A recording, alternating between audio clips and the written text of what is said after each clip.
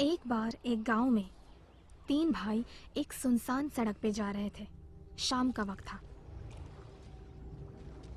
चलते चलते वो एक ऐसी नदी के पास पहुंचे जिसे पार करना नामुमकिन था।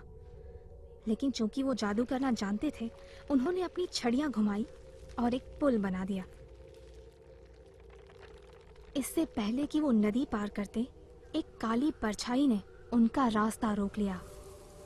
वो मौत थी, जो हारा हुआ महसूस कर रही थी, क्योंकि आमतौर पर लोग नदी में डूब जाते थे, पर मौत चालाक थी। उसने उनकी सफलता पे उन्हें बधाई दी और कहा कि वो उन्हें तोहफे देना चाहती है, क्योंकि वो उसके हाथों से फिसल गए। सबसे बड़ा भाई, जो जाबाज था, उसने दुनिया की सबसे शक्तिशाली जादुई छड़ी मांगी। मौत ने तुरंत ही पास खड़े एल्डर पेड़ से तोड़ के उसके लिए वो छड़ी बना दी।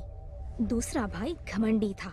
उसने तय किया कि वो मौत को और भी नीचा दिखाएगा, इसलिए उसने मरे हुए लोगों को कब्र से वापस बुलाने की शक्ति मांगी। मौत ने तुरंत नदी की तह से निकालकर एक पत्थर उसे दे दिया। फिर वो तीसरे भाई की ओर मुड़ी, जो कि तीनों भाइयों में सबसे विनम्र और बुद्धिमान था। उसने मौत पे भरोसा नहीं किया और एक ऐसी चीज मांगी जिसके रहते वो किसी की नजर में ना आए।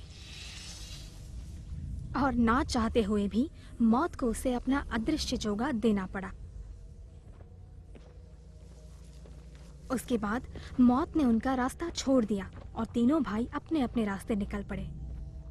पहला भाई दूर एक गांव में गया, जहां एल्डर छड़ी की मदद से उसने एक जादूगर को मार दिया, जो उसका पुराना दुश्मन था।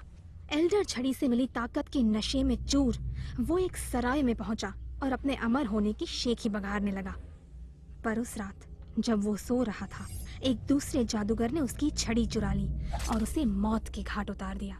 और इस तरह मौत ने पहले भाई से अपनी हार का बदला लिया। इसी दौरान दूसरा भाई वापस घर पहुंचा और उसने पत्थर को अपने हाथ में ले 3 बार घुमाया। ऐसा करते ही उसकी मरी हुई प्रेमिका जिंदा होकर उसके सामने प्रकट हो गई। लेकिन जल्दी ही वो उदास भी हो गई, क्योंकि अब उसकी दुनिया ये नहीं थी। दूसरे भाई ने निराश होकर आत्महत्या कर ली ताकि वो दोनों साथ रह सके। और इस तरह मौत ने दूसरे भाई से भी बदला ले लिया। अब बचा तीसरा भाई। मौत ने बहुत सालों तक उसे ढूंढा, पर वो नहीं मिला। कई सालों बाद जब वो बहुत बूढ़ा हो गया, तो उसने खुद वो अदृश्य चोगा उतारकर अपने बेटे को दे दिया। और एक पुराने दोस्त की तरह उसने मौत को गले से लगाया और उसके साथ चला गया, न जीता न हारा।